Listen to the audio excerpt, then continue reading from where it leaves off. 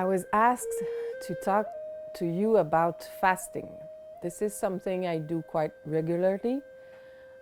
When the elders asked me to start studying about the traditional medicine, this is something I need to do now once in a while.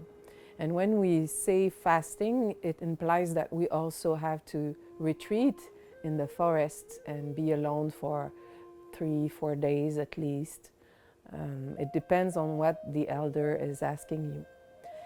So when you go fasting, it's very important to understand that you have to be really careful not to do it too quickly.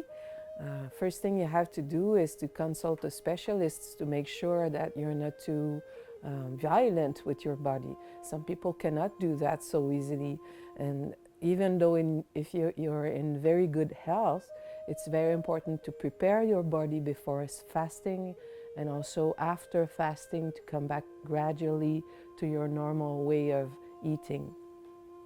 So anyway, the important thing I wanted you to know today is that for us, fasting doesn't just concern your physical body, it doesn't just concern the food that you want to eat.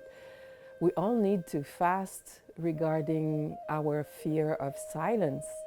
We all need to fast regarding our fear of slowing down.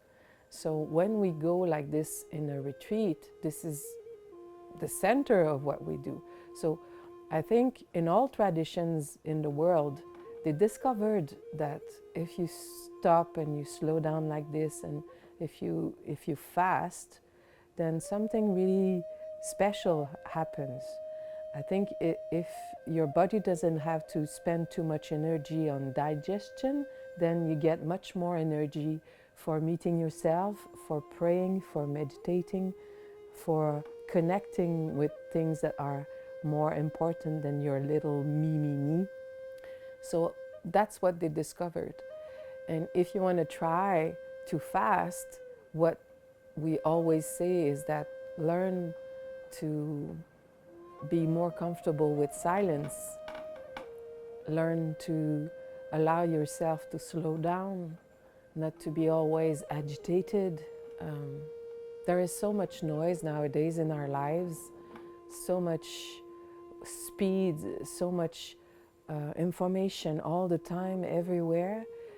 And people now are afraid of slowing down and being alone with themselves. So I think the most important thing is that you start taming the real person that you are, that you start meeting the real person that you are, that you start being comfortable with who you really are, knowing that inside of you there are so many treasures, knowing to be connected with nature.